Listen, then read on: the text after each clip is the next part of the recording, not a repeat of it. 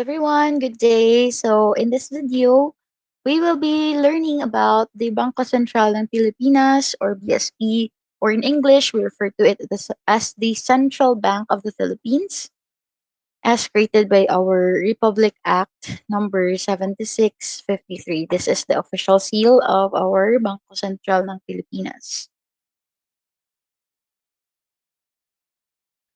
So the central bank of the country is referred to as our Bangko Sentral ng Pilipinas. It was established July 3, 1993. Then prior to this new law, we refer to our central bank as the Central Bank of the Philippines. So lahi gid na sila. Okay, originally we call it Central Bank of the Philippines, and it was created on the 3rd of January 1949. But karon para mura siya og patriotic paminahon ba no? Bangko Sentral ng Pilipinas. It was established on the 3rd of July 1993. So based on the law, the declared policy of the state in creating or establishing the Bangko Sentral ng Pilipinas is this.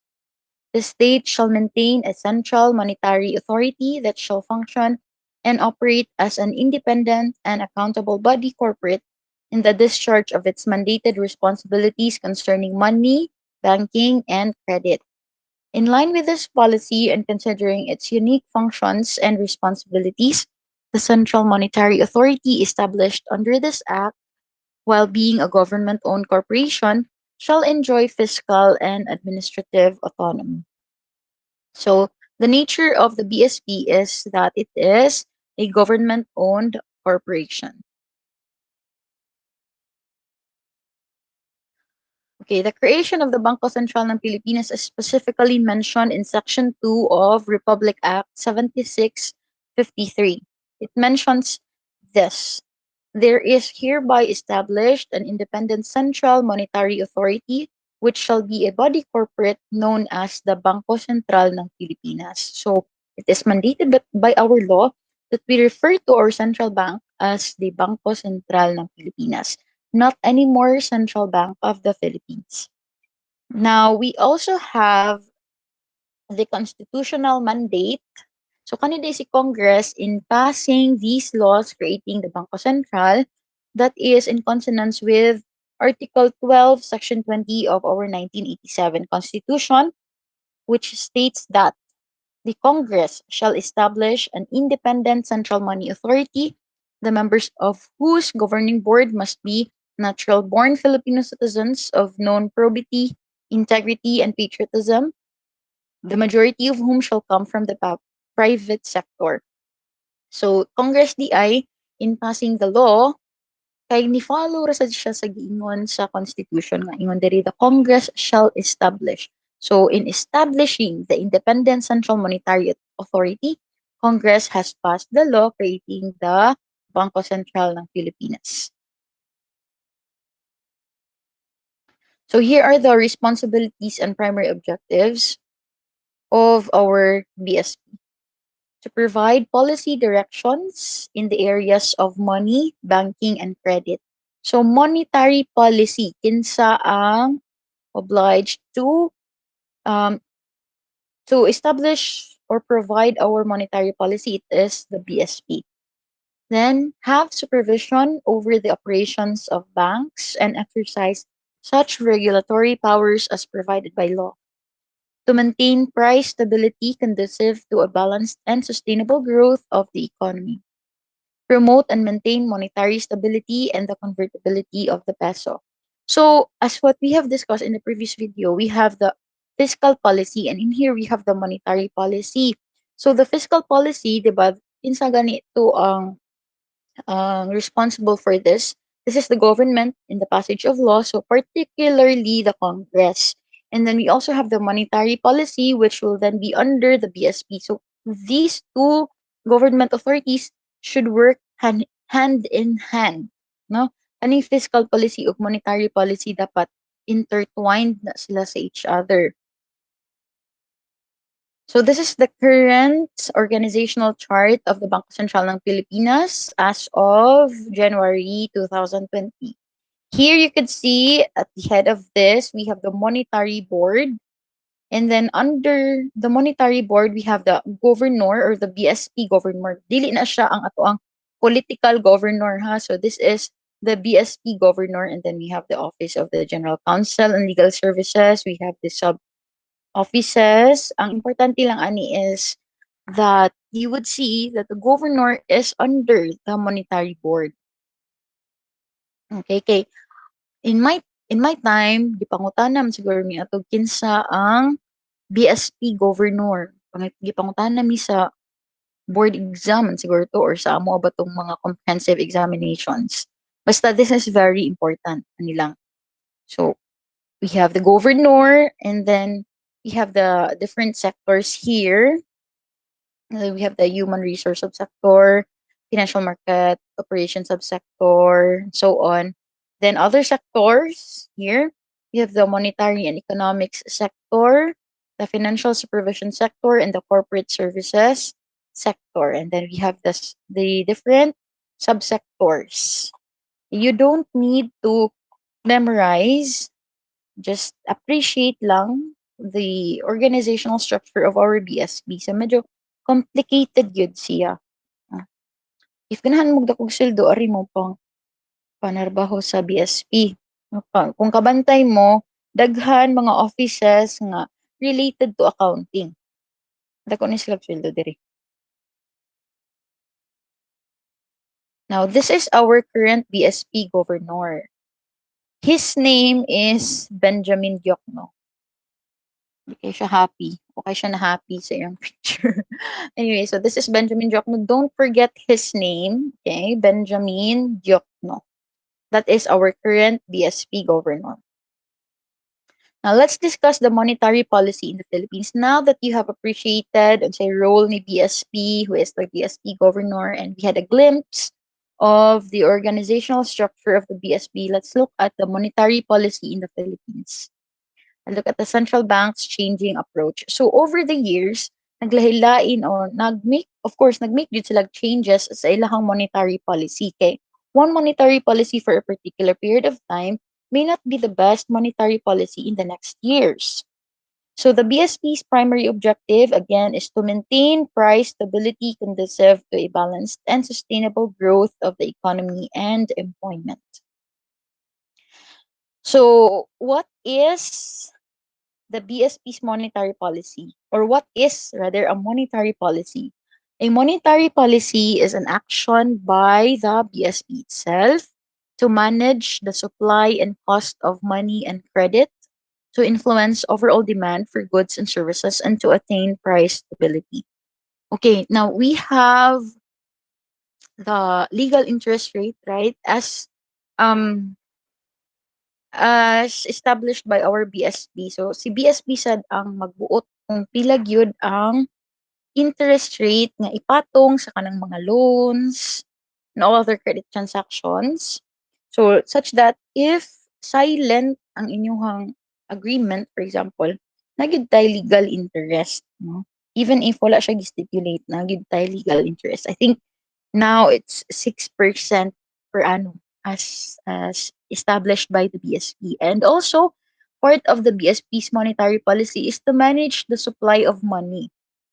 No, you might ask, nganong dili na lang sila maghimo og daghan kayo nga kwarta tapang hatag sa mga tao. So later on, we will find out unsa the effect if daghan kayo supply sa money. So the BSP itself will have to control on and manage the supply of money in our economy. So we can think of monetary policy as a faucet, kaning a faucet. BSP as the person who controls the faucet, kaning kamot. Mo ni si BSP. And the water is the supply of money in the economy. So again, kaning monetary policy, mo ni siya ang mo-control. Control no ang faucet ang mo-control unsa kadaghan na sa tubig o mogawas. Na kinsa man mo adjust ana, that is the BSP. So like in fiscal policies, diba, we have discussed contractionary and expansionary. I hope you can still recall. So in contractionary monetary policy, When there is too much money in the economy supporting overall demand for goods and services, which in turn increases inflationary pressures.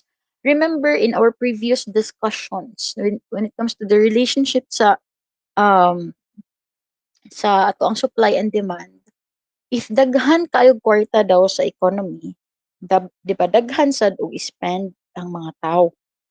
If daghan og spend ang mga tao, chances are the suppliers of the goods will be encouraged to increase the prices. Ay, daghan man day na malit ani.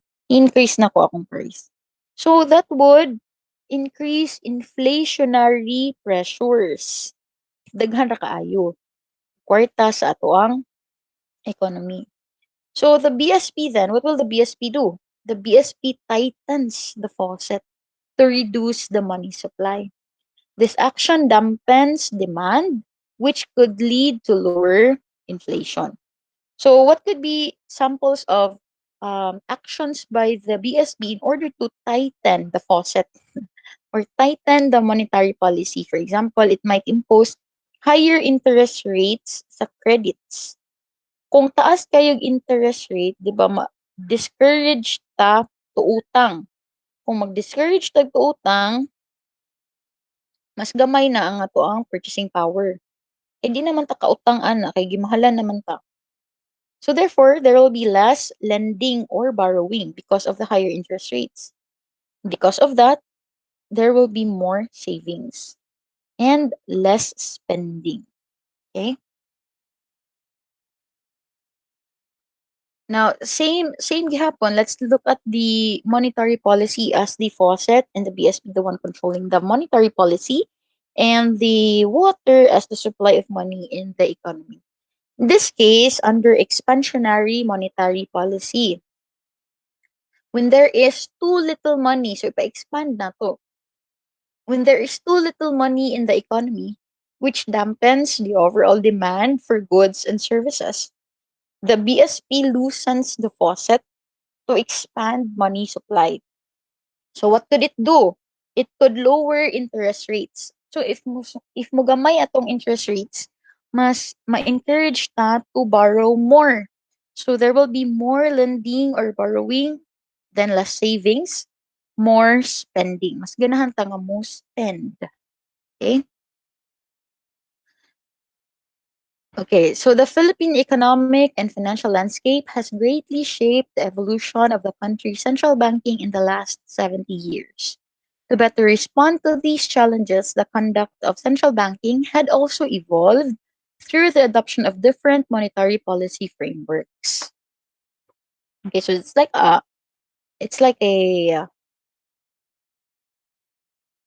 cycle, but it affects one factor affects the other. So if we have here the economic and financial sector, we can see some challenges or conditions we analyze the health of our economy as well as the financial sector. Then through the central bank's charter, any central bank's charter, this is the law that creates the central bank. So therefore, the central bank now can establish policy objectives. And then finally, based on the objectives sa tuwang central bank, they can lay out their monetary policy framework. And then this monetary policy framework would then have an impact on the economic and financial health of the country, and then and so on. Okay. So this is a glimpse of the BSP's monetary policy over the years, starting from the 1940s. We did some rehabilitation efforts after the war. Then in the 1950s, safeguarding initial growth efforts through exchange rate and trade controls. So this is more on the rule of international trade. So nadira. In the 1960s, heading toward a more market-determined exchange rate through decontrol of the Philippine peso. In the 1970s, or i-relate po ninyo siya sa history ba? Unsay nahitabuan ng mga panahon. In the 1970s, stabilizing the economy on a sounder footing by managing the country's level of liquidity, foreign exchange, operating reserves, and domestic and foreign debt. In the 1980s, ang policy direction sa BSP is navigating through turbulent times by currency stabilization and financial reforms. Then, in between 80s and the 90s, natadri ang monetary policy framework is more on the monetary aggregate targeting. Remember monetary aggregate katong M1, M2, M3, M4. The 1990s, gaining policy independence, essential to the achievement of long-run price stability objective. And then in between the 90s and the 2000s, we have modified monetary aggregate targeting. So of course, they made some changes in their M1 to M4 nga targets. And then in the 2000s up to the present, we move towards inflation targeting to focus mainly on price stability as a primary objective of monetary policy, or in short, inflation targeting. Okay, so monetary aggregate targeting. Here, the central bank announces an annual growth target of monetary aggregates. Again, remember those M1 to M4. So mag-set sila og targets. Then the central bank determines the level of money supply needed to achieve a desired level of inflation. M3 or domestic liquidity serves as the money supply. Base money as the operating target. However, in implementing this monetary policy, we have few assumptions. We assume that there is a stable and predictable relationship between money, output, and inflation.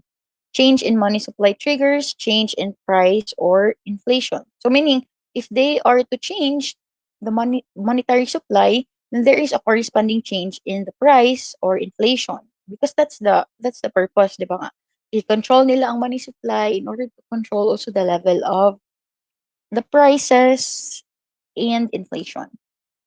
We also assume, based on this policy framework, that there is stable velocity of money, that is, the rate at which money circulates or changes hands over a given period of time. And we assume that the central bank controls domestic liquidity. And then we have the modified monetary aggregate targeting.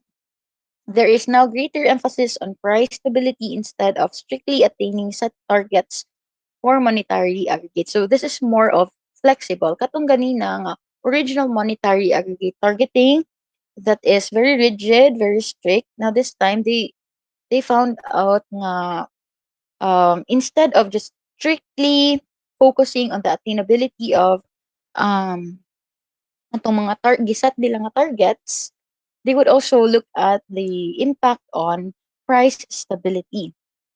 So there is enhanced effectiveness of monetary policy by complementing monetary aggregate targeting with some form of inflation targeting. So previously, we focused solely only on monetary aggregate targeting, but this time um we study it hand in hand with inflation targeting.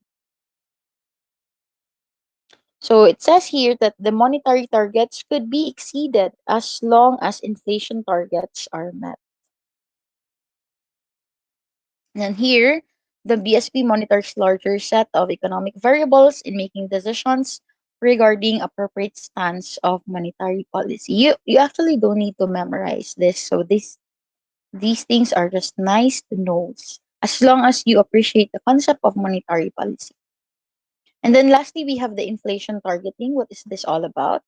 The government sets inflation target, of course, in consultation with BSP. The BSP announces the inflation target.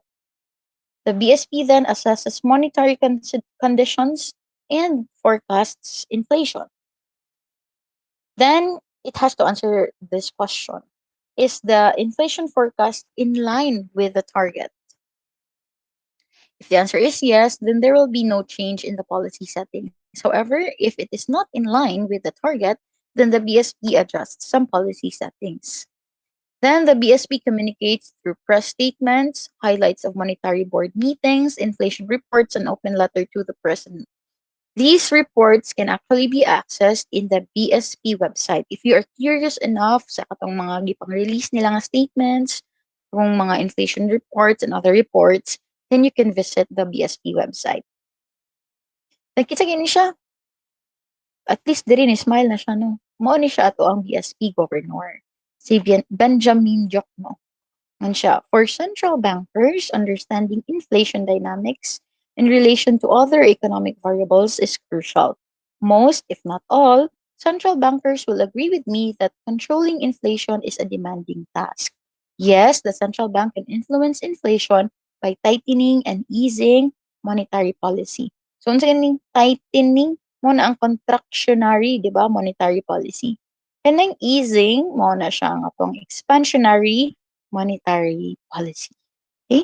So that ends our discussion on BSP and monetary policy.